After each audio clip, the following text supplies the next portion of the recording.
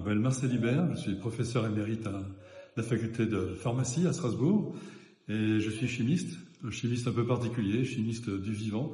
Donc ce qui m'intéresse c'est le vivant.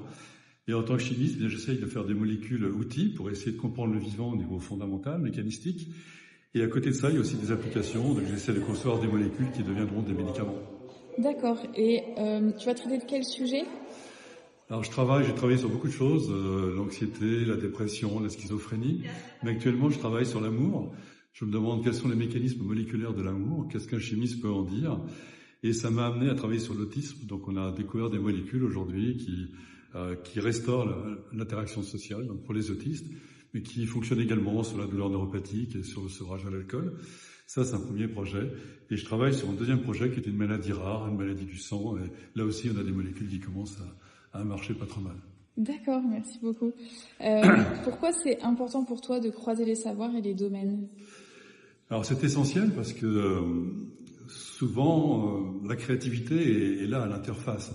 Si on reste cloisonné dans son domaine, bon, on améliore ce qui existe déjà, mais souvent c'est l'interaction avec des sciences frontières qui permet de poser des questions un peu originales et surtout de trouver des réponses originales.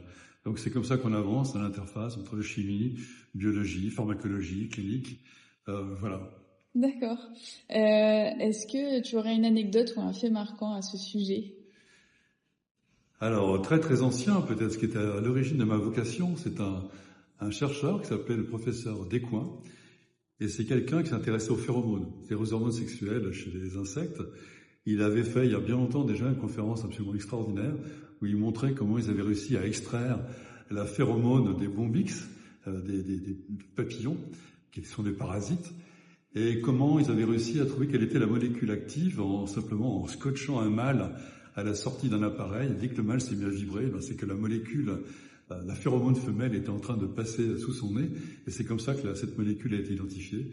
Alors ça, c'était déjà très joli au niveau méthodologie, mais en plus, ça a permis de développer des produits qui évitent de répandre des pesticides sur les arbres pendant des mois et des mois et des mois. Donc c'est ça qui m'a montré qu'on pouvait faire de la très belle chimie avec des applications tout à fait intéressantes à l'interface avec la biologie, et à la fois au niveau fondamental, mais également au niveau appliqué. D'accord, merci beaucoup. De rien.